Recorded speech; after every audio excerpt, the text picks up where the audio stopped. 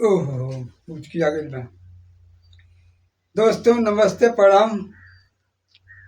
आवाज रवा लोग कैसन बात नहीं स्वस्थ और मस्त मस्त में व्यस्त में अपने काम तो स्वयं करते हैं बानी लोग, लेकिन सब कोई अपना अपना काम से बिजी बा और बिजी रहे का चाही। सब कोई अपने काम में व्यस्त रहे के चाही, व्यस्त होना चाहिए। और ये कहे कमी चाहता नहीं,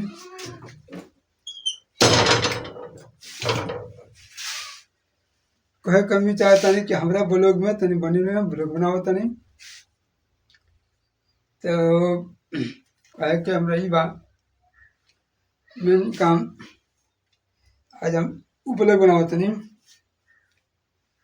कि सरकारी काम वीडियो तो पहले बनौले बानी, फिर बनाए सरकारी काम। गरीब के दौड़ाई बा, अधिकारी के रस मिलता। रस अधिकारी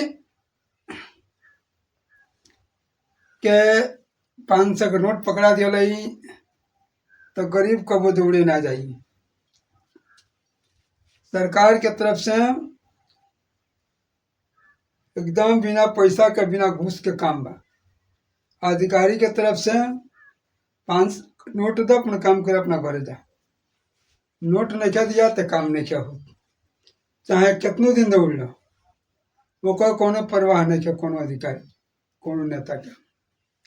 अगर ई बात कोनो बात नेता से कहते कोनो ऑफिस में कहते तो जे कहे जाता जे दौड़ता ओकरे से पूछाता कि का कहल हन, का मंगल, इतना पैसा मंगल, काहे मंगल। अब कहत जवाब तो देते थक जाता आदमी, लेकिन फिर भी वही आदमी से पूछाता। जब मांगा तो कल कोनो खबर नहीं आ जाता तो कुछ पूछते ही नहीं।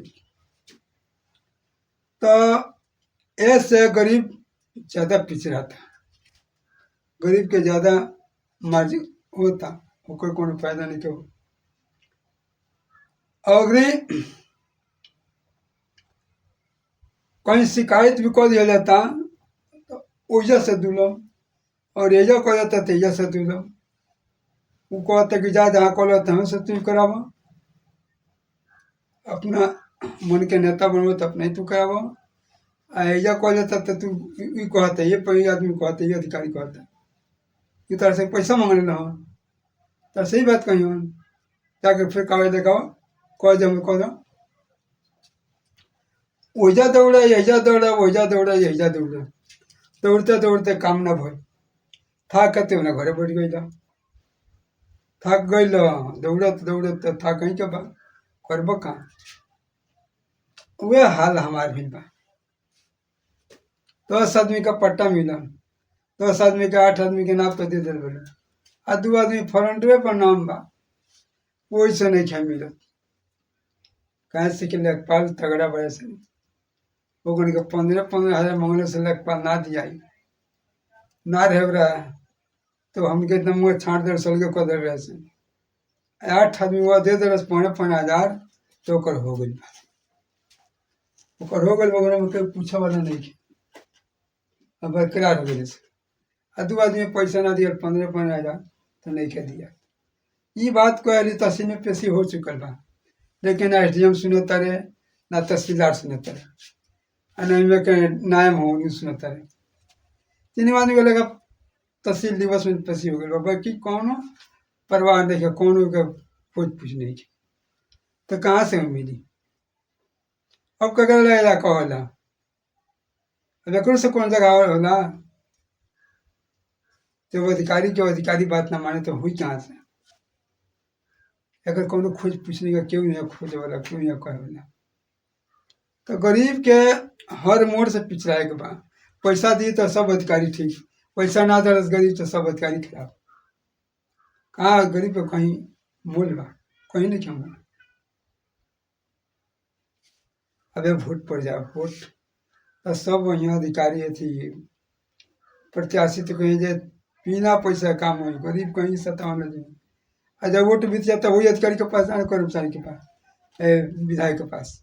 80 टाइम के लिए कह गए बनी एक को बेर ना हम पूछले, एक को बेर ना हम कहले काहे हम करते उनको कहे कोनो राजी नहीं खे, कोनो खुद पूछ करे का टाइम नहीं खे। एगो तावले 10 बजे रात यहाँ भेटा ले, लेकिन होत नहीं का काम। तो दोस्तों अब हम कहानी वीडियो बनाते हैं कहते हैं, अगर वीडियो हमारा अच्छा लगे तो लाइक शेयर तन कमेंट करी जा। हाँ शेयर कर तो हमारे वीडियो आगे में बढ़ी, एक से आगे हम टॉपिक बढ़िया बनाए। हम यही कुल बने बकर अब का करे तो सर हमारा वीडियो बनाई है बनाए।